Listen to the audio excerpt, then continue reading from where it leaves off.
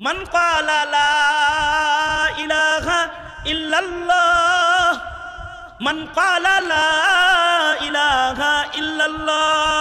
আসসালামু আলাইকুম ওয়া রাহমাতুল্লাহ। প্রিয় ভাই ও বোনেরা, 30 সেকেন্ড সময় আপনাদের কাছ থেকে বিনয়ের সাথে চেয়ে নিছি। প্রিয় ভাই ও বোনেরা, আমি হুজুরের সবথেকে জনপ্রিয় আলোচনাগুলো কালেক্ট করে আপনাদের কাছে প্রচার করে থাকি। প্লিজ যারা হুজুরকে আল্লাহর জন্য মুহাব্বত করেন, ভালোবাসেন, অবশ্যই লাইক, কমেন্ট, সাবস্ক্রাইব করে ফাদাখালাল জান্নাহ। আল্লাহর রাসূল বলেন, যে জবানে একবার বলবে লা ইলাহা ইল্লাল্লাহ, নাই কোনো মাবুদ এক আল্লাহ ছাড়া, একমাত্র একজন মাবুদ মালিক আছেন, তিনি কি? আওয়াজ করে বলেন। এইটা যে একবার বলবে ফাদাখালাল জান্নাহ, সে জান্নাতে চলে যাবে। নাস্তিকরা বলে একজন তো নাই, নাই রবই নাই। ওরা বলে রবই নাই, স্রষ্টা নাই। কারণ ওদের নীতি হলো যা দেখি না তা মানি না, যা দেখা যায় না সেটাকে বলেন আওয়াজ করে, যা দেখি না তা মানি না। এটা কাদের থিওরি? তারা আল্লাহকে দেখা তারপরে মানতে চায়। তারা মুসলমানকে কথা বলতে চায় তোমার আল্লাহ আছে কো, এটা বলতে চায়। দেখি না তো তাকে। এই প্রশ্ন যদি আপনার সন্তানের হৃদয়ে জন্মায়, তাহলে আপনার সন্তানও হয়ে যাবে বেঈমান। তাহলে আপনার সন্তানকে রবের এই সিফাত শিখাইতে হবে। তাসদিক বিল্লাহ বিজামি সিফাতিহি, সকল সিফাতের উপরে ঈমান আপনার সন্তানকে শিখায়া সন্তানকে এটা শিখাইতে হবে, আমার আল্লাহ একজন আছে, তাকে বিশ্বাস করতে হয়, তাকে মানা যায়, কিন্তু তাকে চর্ম চোখে দেখা যায় না। এই ঈমানটা শিখাইতে হইবে। এখন সৃষ্টির ভেতরেও তো অনেক কিছু আছে যেটাকে মানা যায়, দেখা যায় না, আছে না? যেমন বাতাস দেখছেন, বাতাস দেখছেন, বাতাস কি রং, কয় ফিট লম্বা, কয় ফিট চওড়া দেখেছেন? আকৃতিটা দেখতে কিসের মতন? দেখি নাই। হাওয়া বাতাসকে দেখি নাই, কিন্তু হাওয়া আছে না নাই? জোরে আওয়াজ করে বলেন আছে না নাই?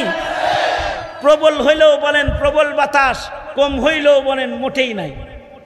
জিগাইছে দেখতো বাইরে বাতাস আছে নি? এক ফুটাও নাই। কেমনে বুঝছস?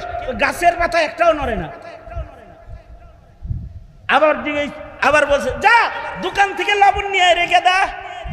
মা এখন যাওয়া যাইব না। কেন? প্রবল বাতাস, আমি বাইরে গেলে আমারে উড়ায় লয়ে যাইব। তোরে উড়ায় নিব বাতাসে, এটা বুঝলি কেমনে? একটু আগে দেখছি ডাল ভাঙ্গে গাছ ভাঙ্গে উড়ায় লয়ে গেছে, জানালা দিয়ে দেখছে। জানালা দিয়া তুমি তোমার জানালা দিয়া ডাল ভেঙ্গে যাওয়া দেখে বুঝলা বাইরে বের হলে তোমাকে উড়ায় নিয়ে যাবে। পাতা নড়ে না, এটা দেখে বুঝলা বাতাস আপাতত এই এরিয়ায় উপস্থিতি নাই। কিন্তু তুমি রবের কোন সৃষ্টি দেখে বুঝলা না যে রব একজন আছে, স্রষ্টা একজন আছে। তুমি দেখতে পারো না, রবরে খুঁজতে পারো না, রবকে চিনতে পারো না, বুঝতে পারো না। আল্লাহর সৃষ্টি দেখে তুমি আন্দাজ করতে পারো না যে রব আছে। তোমার সন্তানকে শিখাইতে পারো না যে আল্লাহ একজন আছে, তাকে মানা যায়, দেখা যায় না। তোমার সন্তানকে ঈমান না শিখানোর কারণে ওরা নাস্তিক দলের মেম্বার হয়ে গেছে, নাস্তিক দলের সদস্য হয়ে গেছে। আল ঈমানু বিজউ ওয়া সাবউনা শু'বাতান আ'লাহা লা ইলাহা ইল্লাল্লাহ ওয়া আদনাহা ইমাতাতুল আযাই আনিত তারিক ওয়াল হায়াউ শু'বাতুম মিনাল ঈমান।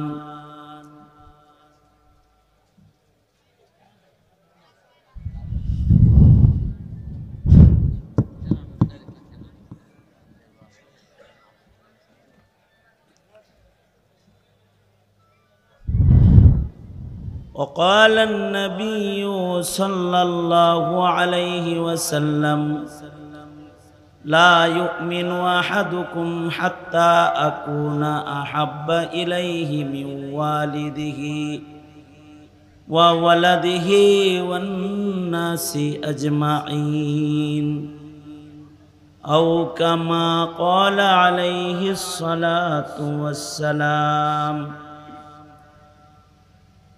اللهم صل على محمد وعلى آل محمد كما صليت على إبراهيم وعلى آل إبراهيم إنك حميد مجيد اللهم بارك على محمد وعلى آل محمد كما باركت على إبراهيم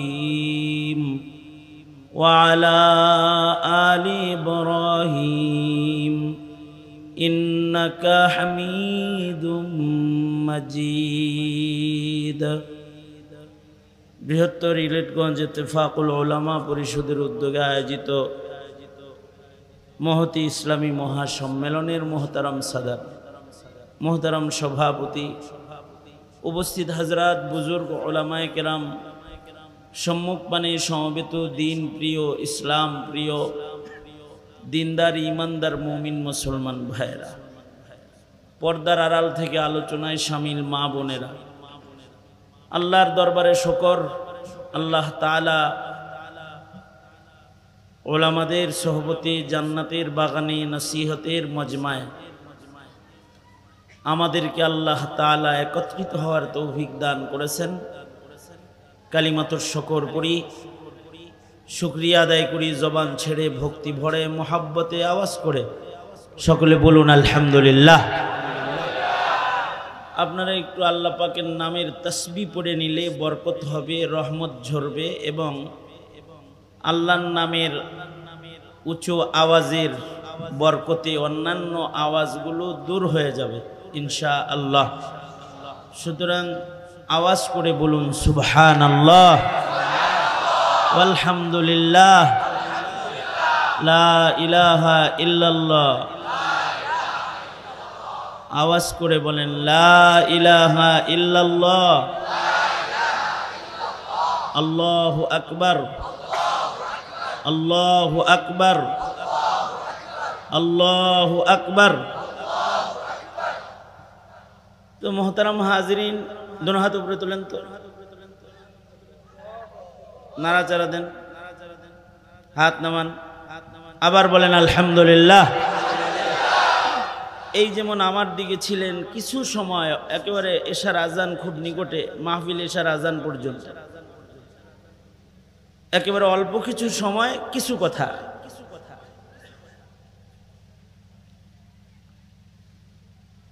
এই দুনিয়াতে কোনো মানুষ স্থায়ী নয়, সব মানুষ মরণশীল। মৃত্যুর পরে মানুষের ঠিকানা দুইটা, হয়তো জান্নাতে যাবে নয়তো দোজকে যাবে। মরার পরে ঠিকানা কয়টা? জোরে আওয়াজ করে বলেন দুইটা। এই পৃথিবীতে কেউ থাকবে না, থাকতে পারে নাই। যদি থাকা সম্ভব হতো ক্ষমতার বলে, তাহলে নমরুদ, ফেরাউন, সাদ্দাত থাকতে পারত। যদি থাকা সম্ভব হতো টাকার বিনিময়ে, কারুন থাকতে পারত। যদি থাকা সম্ভব হতো আল্লাহর সাথে খাতির করে ইবাদতের মাধ্যমে, তাহলে মুহাম্মাদুর রাসূলুল্লাহ সাল্লাল্লাহু আলাইহি ওয়াসাল্লাম, আল্লাহর সাথে সম্পর্ক সবচেয়ে গভীর ছিল, তিনি থাকতে পারতেন। নবী রাসূলগণ থাকতে পারতেন। অর্থাৎ এই পৃথিবী থাকার জায়গা না, আসছি, আবার সকলকে যেতে হবে। কবে যেতে হবে তা আমরা জানি না, একজন জানেন, তিনি কে? আরো জোরে আওয়াজ করে বলেন তিনি কে? আল্লাহ। আল্লাহ পাক যখন ডাক দিবেন আর জামু যখন, এই যাওয়ার পরে দুইটা হালাত হবে, একেবারে বরজক থেকেই। মৃত্যুর পরে কবর জগতেই দুটি হালাত। এক প্রকারের কবর আছে, যারা কবরের মধ্যে আল্লাহর জান্নাতের নিয়ামত ভোগ করবে, তাদের কবরগুলোই জান্নাতের বাগান হয়ে যাবে। আবার আর এক প্রকারের নিকৃষ্ট কবর আছে, যাদের কবরটা আগুনের কুণ্ডলী হবে, দোজকের খণ্ড হবে। নাউজুবিল্লাহ, আওয়াজ করে বলেন।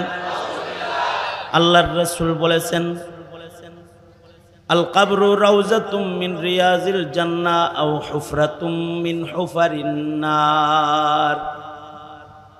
নবীজি বলেন, মৃত্যুর পরে কবর ঘরটাই কারোর জন্য হয়তো জান্নাতের বাগান হয়ে যাবে, অথবা কারোর জন্য দোজকের খণ্ড হয়ে যাবে।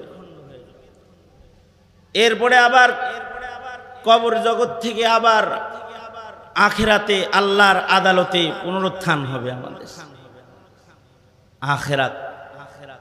আখিরাতের ফায়সালা, শেষ ফায়সালা, তাই এটাকে আখিরাত বলা হয়। দুনিয়া দ্রৌবন থেকে এটা একেবারে আগে, এ কারণে দুনিয়া, এরপরে বরজখ, এরপরে আখিরাত। এই যে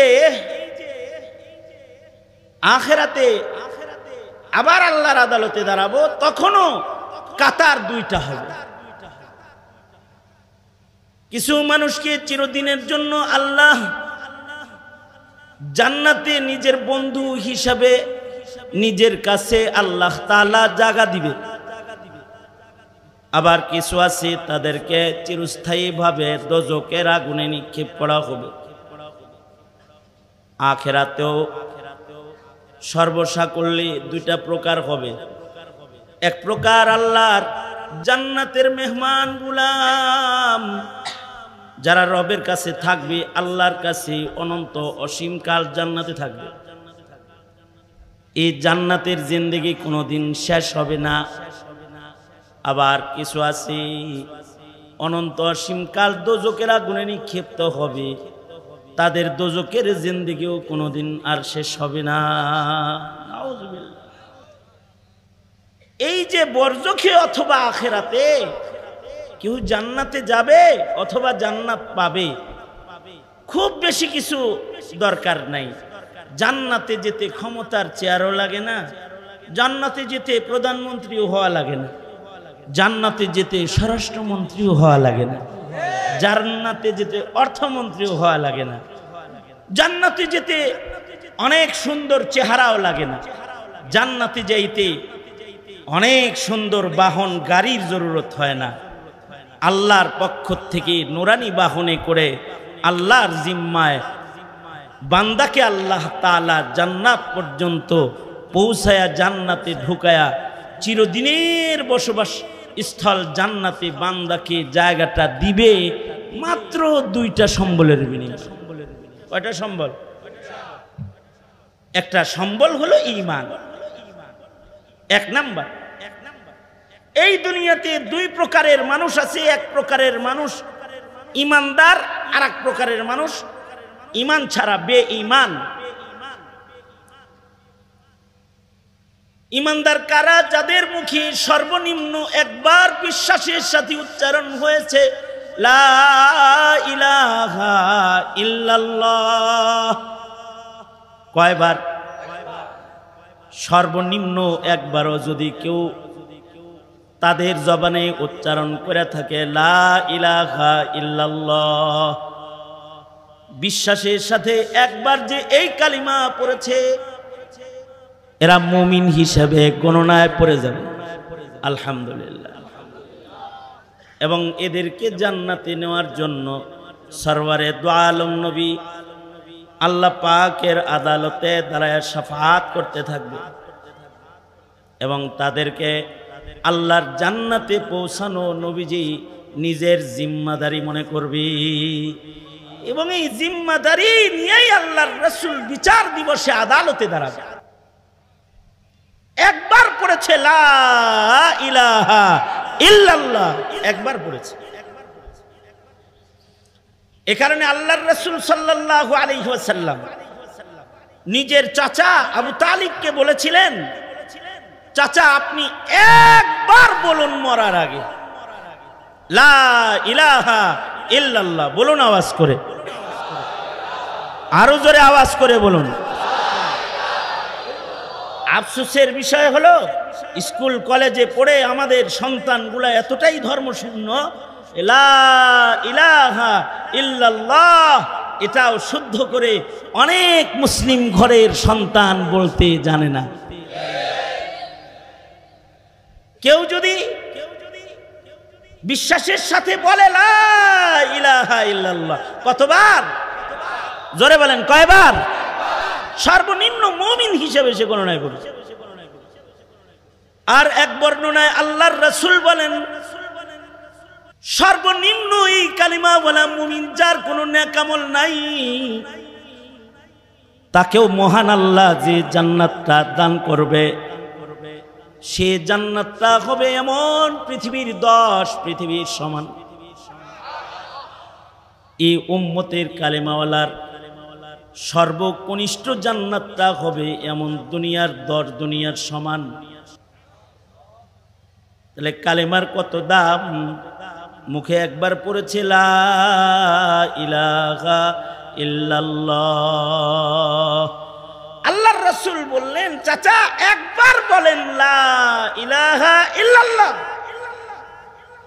আশফাউ বিহা, যদি আপনি খালি এইটা বলেন আমি এই কারণেই আপনার জন্য হাসরে শাফাআতকারী হব, ওয়াহাজ্জু বিকা বিহা, আপনার জন্য আল্লাহর কাছে আমি বাড়াবাড়ি করব, আল্লাহর সাথে আমি জোরাজুরি করব আপনাকে আল্লাহর জান্নাতে পাঠানোর জন্য। আল্লাহু আকবার কবীর, একবার কইলেই হবে। কিন্তু কপাল পোড়া হুজুরের চাচা আবু তালিব অনেক গল্প করলো নবীজির সাথে, এই অল্প কথাটা বলল না, কথাটা কিন্তু খুব অল্প।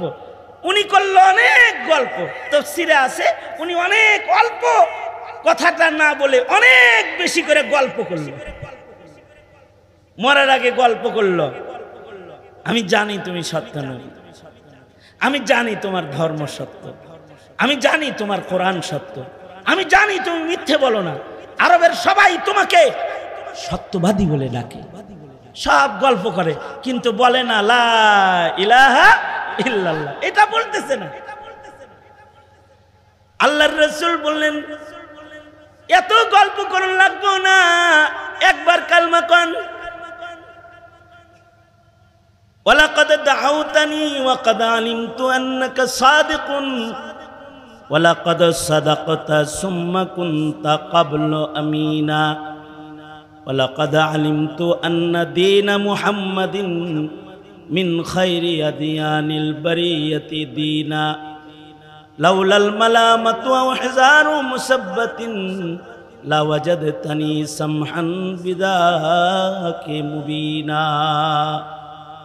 গল্প করে আর কয়, জানি তুমি সত্য নবী, তোমার দিন সত্য, তোমার ধর্ম সত্য, কিন্তু এটা বলবো না, এটা যদি আমি বলি তাহলে আরবের নারীরা আমাকে মালামত করবে আর বলবি শেষ বেলায় বাপ দাদার ধর্ম ছাইরা কালেমা পইরা বাইস্তার ধর্ম লয়ে কবরে গেল।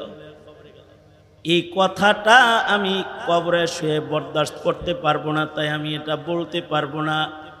শুধু একবার কালিমা না বলার কারণে নবীর খাদেম, নবীর অভিভাবক, নবীর সেবক হওয়ার পরেও দোজকি হয়ে গেছে। আল্লাহর রাসূল বলেন, আমার চাচাকেও আল্লাহ দোজকে ফেলবেন এবং জাহান্নামে সর্বনিম্ন আযাব আগুনের জুতা পরাইয়া দেওয়া হবে, আবু তালিবের মাথার মগজ গড়ায়া গড়ায়া পড়তে থাকবে। এই দল তো কালেমা পড়ে না যারা, তারা দোজকি। কিন্তু আরেক দল আছে যারা কালিমার উপরে জন্মগ্রহণ করে, পড়ে কালিমা, কিন্তু কালিমার আদর্শ তারা রক্ষা না করার কারণে কালিমার আদর্শ ঈমান নিয়ে তারা কবরে যাইতে পারে না। আরেকটা দল, ওই কাফেররা কালেমা না পড়ার কারণে যেমন চিরস্থায়ী জাহান্নামী, মুসলিম ঘরে জন্মগ্রহণ করার পরেও কালিমার আদর্শ না মানার কারণে সেও চিরস্থায়ী জাহান্নামী। কারণ মুসলমানদের সমাজে অসংখ্য অগণিত ইসলাম বিদ্বেষী ও ঈমান বিদ্বেষী, ধর্ম বিদ্বেষীদের দল যারা গোটা মুসলিম সমাজে কাজ করতেছে, মেহনত একটাই, সেটা হলো কালিমার আদর্শ নিয়ে ওকে কবরে যেতে দিবা না। এই মিশন নিয়ে অনেকে কাজ করতেছে। যারা এই মিশন নিয়ে কাজ করে তাদের ভেতরে ইহুদ নাসারাদের দেখানো পথ মতে মুসলমানের দেশে যারা ইসলাম থেকে মানুষকে দূরে সরানোর চক্রান্ত করে, এরা একটা জবরদস্ত একটা শক্তিশালী গ্রুপ হলো এর ভেতরে নাস্তিক গ্রুপ। নাস্তিকবাদে যারা বিশ্বাসী, যারা একত্ববাদ বিশ্বাস করে না, এক আল্লাহ বিশ্বাস করে না, এরা মানুষকে এক আল্লাহর ধর্ম মানাইতে চায় না, এক আল্লাহর দ্বীনের উপরে আনতে চায় না। এরা মানুষকে সব ধর্ম মানাইতে চায়, ধর্ম নিরপেক্ষবাদ প্রতিষ্ঠা করতে চায়। এরা মানুষকে বহুত্ববাদ শিখাইতে চায়। এরা মানুষকে আল্লাহর উপরে পূর্ণ আস্থা বিশ্বাস নষ্ট করে মুসলমান মুমিনের ঘরে জন্ম নেওয়ার পরেও এদেরকে ঈমান শূন্য করে কবরে পাঠাইতে চায়।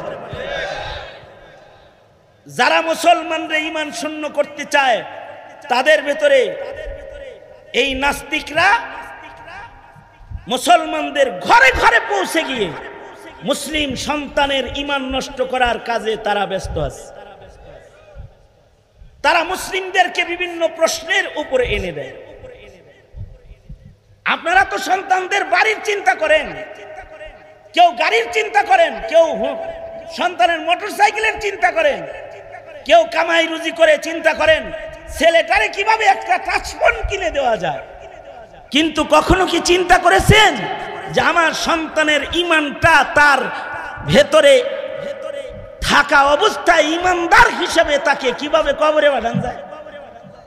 এই চিন্তা যে করে নাই সে তার সন্তানকে ঈমানের ঘরে জন্ম নেওয়ার পরেও নিজের সন্তানের ঈমান বাপ হইয়া নিজের হাতে ঈমানকে নষ্ট করেছে, ঈমানের শিক্ষা দেয় নাই। এখনকার প্রজন্মের অন্তরে নাস্তিকদের ছোট ছোট প্রশ্ন আছে, আর ধর্মহীনতা ধর্ম শিক্ষার দুর্বলতা অনেক প্রশ্নের জন্ম করে দেয়। যেমন আমার এক বন্ধু, উনি এক জানাজার নামাজ পড়াইছেন। জানাজার নামাজ পড়ায়া জানাজা পড়ায় এসে আমাকে এসে কাঁদতেছে আর বলতেছে, ভাই রে মুসলমান প্রজন্মের ঈমান শেষ।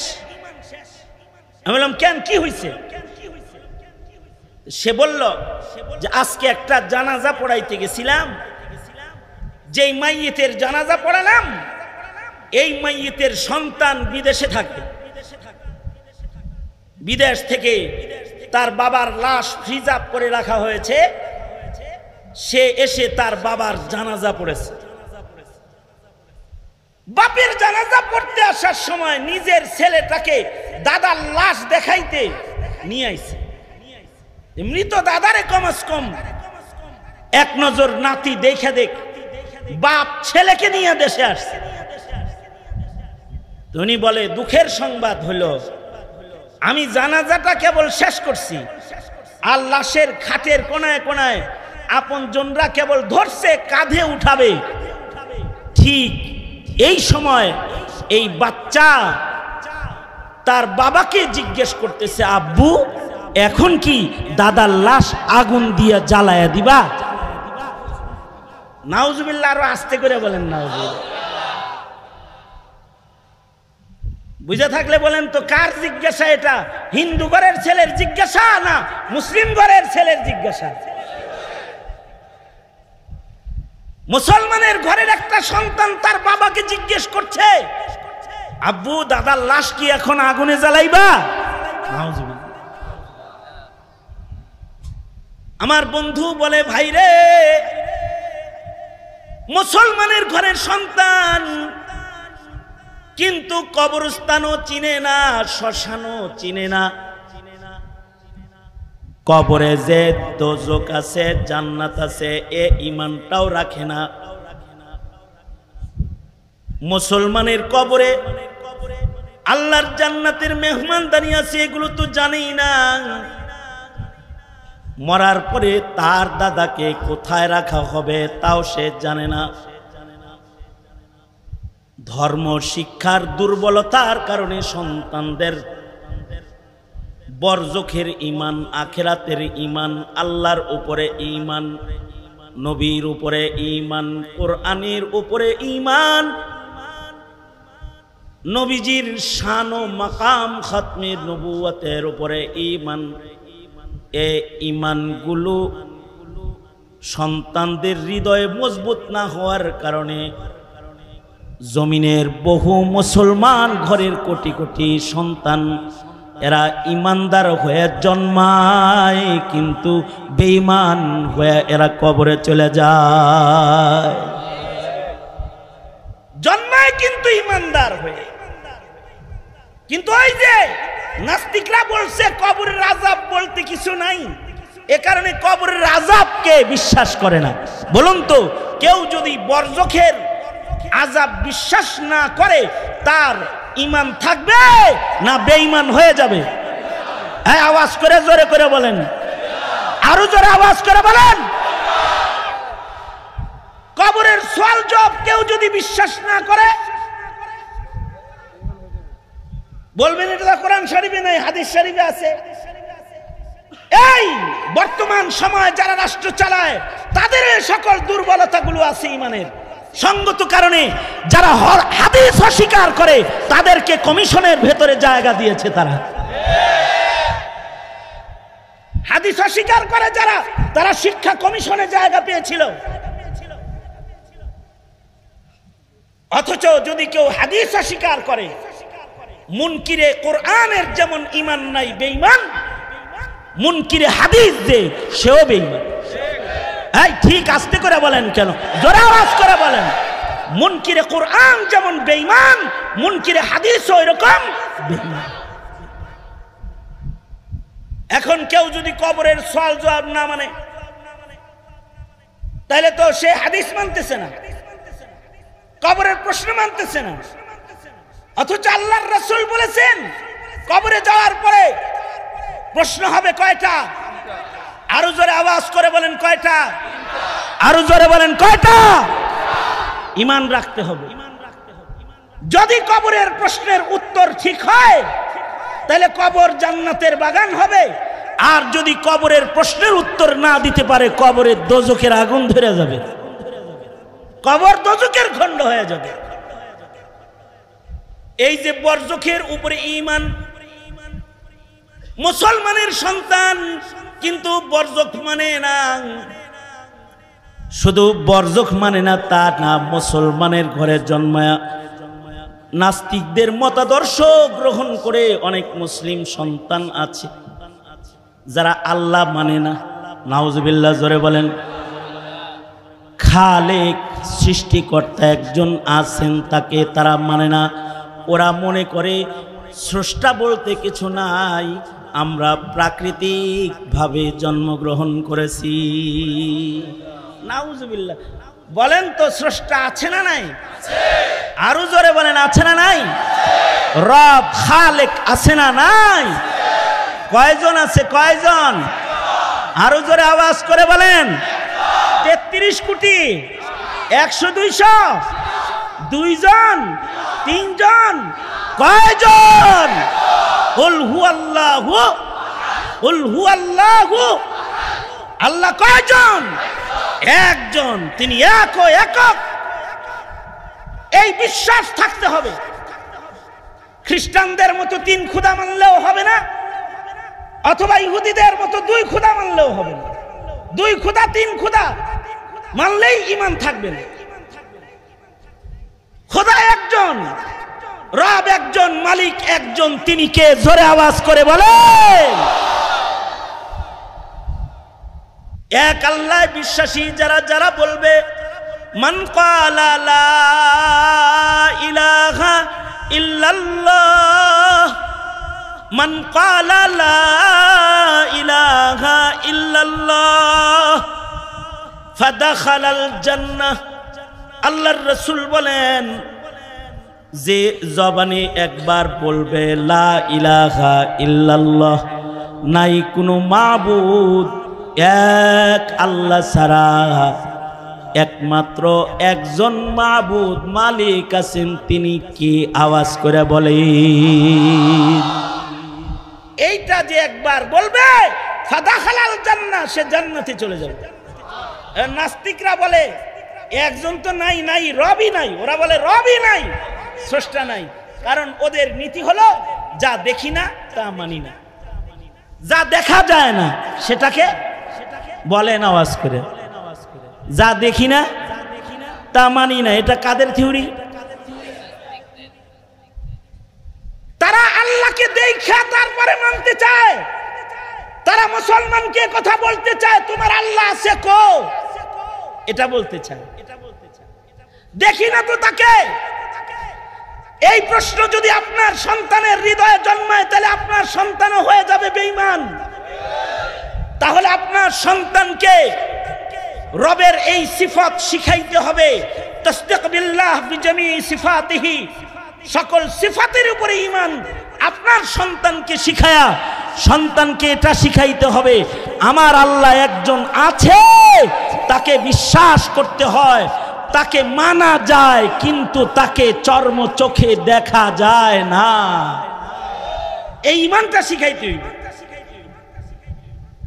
এখন সৃষ্টির ভেতরেও তো অনেক কিছু আছে যেটাকে মানা যায়, দেখা যায় না, আছে না? যেমন বাতাস দেখছেন, বাতাস দেখছেন, বাতাস কি রং, কয় ফিট লম্বা, কয় ফিট চওড়া দেখেছেন? আকৃতিটা দেখতে কিসের মতন? দেখি নাই। হাওয়া বাতাসকে দেখি নাই, কিন্তু হাওয়া আছে না নাই? জোরে আওয়াজ করে বলেন আছে না নাই? প্রবল হইলেও বলেন প্রবল বাতাস, কম হইলেও বলেন মোটেই নাই। জিগাইছে দেখতো বাইরে বাতাস আছে নি? এক ফুটাও নাই। কেমনে বুঝছস? গাছের পাতা একটাও নড়ে না। আবার আবার বলছে যা দোকান থেকে লবণ নিয়ে রেখে দা। মা এখন যাওয়া যাইব না। কেন? প্রবল বাতাস, আমি বাইরে গেলে আমারে উড়ায় লয়ে যাইব। তোরে উড়ায় নিব বাতাসে, এটা বুঝলি কেমনে? একটু আগে দেখছি ডাল ভাঙ্গে গাছ ভাঙ্গে উড়ায় লয়ে গেছে, জানালা দিয়ে দেখছে। জানালা দিয়া তুমি তোমার জানালা দিয়া ডাল ভেঙ্গে যাওয়া দেখে বুঝলা বাইরে বের হলে তোমাকে উড়ায় নিয়ে যাবে। পাতা নড়ে না, এটা দেখে বুঝলা বাতাস আপাতত এই এরিয়ায় উপস্থিতি নাই। কিন্তু তুমি রবের কোন সৃষ্টি দেখে বুঝলা না যে রব একজন আছে, স্রষ্টা একজন আছে। তুমি দেখতে পারো না, রবরে খুঁজতে পারো না, রবকে চিনতে পারো না, বুঝতে পারো না। আল্লাহর সৃষ্টি দেখে তুমি আন্দাজ করতে পারো না যে রব আছে। তোমার সন্তানকে শিখাইতে পারো না যে আল্লাহ একজন আছে, তাকে মানা যায়, দেখা যায় না। তোমার সন্তানকে ঈমান না শিখানোর কারণে ওরা নাস্তিক দলের মেম্বার হয়ে গেছে, নাস্তিক দলের সদস্য হয়ে গেছে।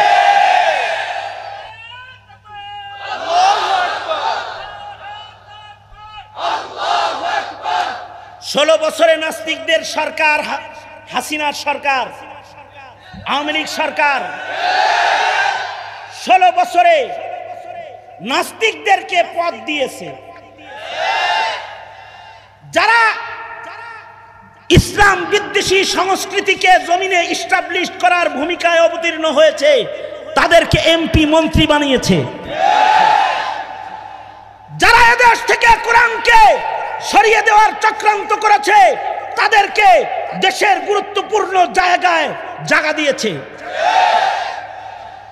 এদেশ থেকে সংবিধান থেকেও ইসলাম সরিয়েছে। এমনকি আমাদের এক মুরব্বী বলেন, যদি পারত তাইলে সংসদে আইন পাশ করা হতো যে 17 কোটি বাঙালির দেশে, 18 কোটি 20 কোটি বাঙালির দেশে সন্তান জন্ম নিলেই নুনু কাটা যাইব না।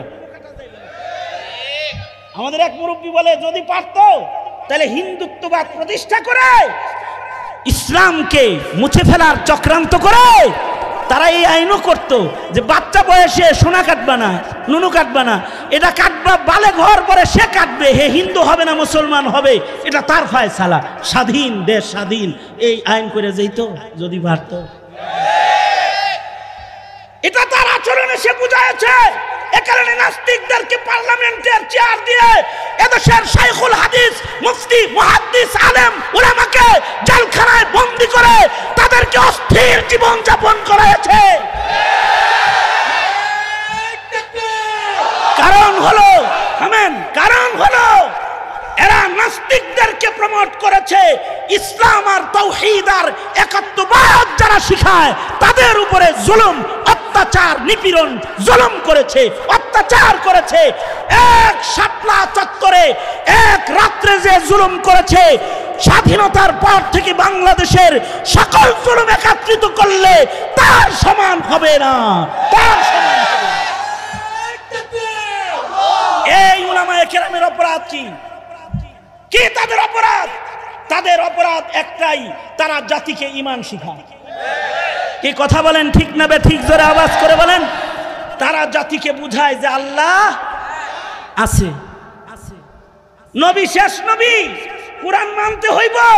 এইগুলা বলাই মৌলবীদের অপরাধ। এবং এই বলা বলি বন্ধ করার জন্য এক সময় মাহফিল নিষিদ্ধ ছিল। এই ইলেকগঞ্জ চান্দিনায় বহু মাহফিলের মাইক ওসি সাহেব খুলে নিয়ে গেছে। দিন বদলায়েছে আল্লাহ, যে এখন ওসি সাহেব থানায় বসতে হুজুরের দুয়ালয়ে বসা লাগে, হুজুরের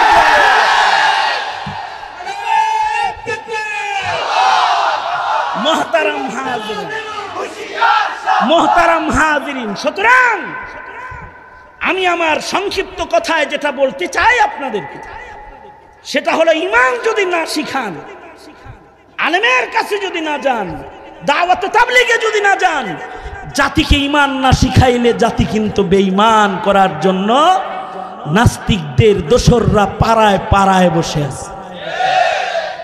আর ঈমান হলো একটা মুমিনের সবচেয়ে বড় ধন। সুতরাং ঈমান শিখানোর দায়িত্ব নিলেন তো? সন্তানরে ঈমান শিখাইবেন তো ইনশাআল্লাহ? কারা কারা শিখাইবেন? হাত তোলেন। আমার সাথে ওয়াদা করেন, বলেন ইয়া আল্লাহ। আরো জোরে বলেন ইয়া আল্লাহ। নিজে মওত পর্যন্ত ঈমানের চর্চা করিব, প্রজন্মকে ঈমানদার বানাতে মৃত্যু পর্যন্ত প্রজন্মের ঈমানের পাহারা দিব, ঈমান শিক্ষা দিব, ঈমানিয়াত শিক্ষা দিব, দ্বীনিয়াত শিক্ষা দিব। চিল্লায়া জোরে আওয়াজ করে বলেন ইনশাআল্লাহ, জোরে করে বলেন ইনশাআল্লাহ। আর এই উম্মতের উলামায়ে কেরাম যারা জাতির ঈমান পাহারা দেয় তাদের সাথে চলবো ইনশাআল্লাহ। বলেন আলেমদের সাথে থাকবেন তো ইনশাআল্লাহ? আলেমদের সাথে চলবেন তো ইনশাআল্লাহ? মনে হাত উপরে তোলেন। আজকে উলামা পরিষদের সাথে একটু থাকেন, জোরে কোন বিসমিল্লাহ। আরো জোরে মোট করেন, জোরে আওয়াজ করে বলেন বিসমিল্লাহ। পকেটে হাত দেন, যার যা আছে বের করেন। এই বৃহত্তর ইলিটগঞ্জ ইত্তেফাকুল উলামা, এরা বন্যার্তদের পাশে দাঁড়ায়, এরা অসহায় মানুষের পাশে দাঁড়ায়। এই যে এখন জায়গায় জায়গায় নতুন করে বন্যা আক্রমণ করেছে, তারা এই স্বেচ্ছাসেবকরা মাঠের ভেতরে ঢুকো, তারা আপনাদের এই অর্থগুলো দিয়ে চতুর্মুখী দ্বীনি খেদমাতগুলো আঞ্জাম দিবে। আল্লাহ তাআলা এই সংগঠনকে কবুল করেন, তাদেরকে কবুল করেন, আমাদেরকে কবুল করেন। এই ব্যাগ আছে, ব্যাগ ব্যাগ নড়াচড়া করেন না, কেউ উঠা বসা করেন না। এই এই এই ব্যাগগুলা ভেতরে চলে আসুক, এরপরে ইনশাআল্লাহ দোয়া হয়ে যাবে। দোয়ার পরে ইনশাআল্লাহ জামাতের সাথে নামাজ পড়ে সবাই ঘরে যাবে।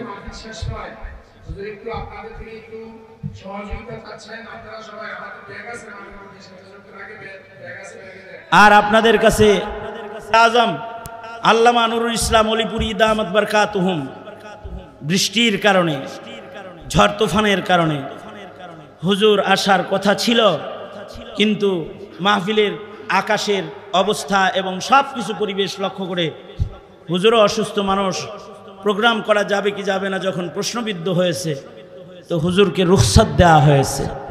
এ কারণে হুজুর আসেন নাই।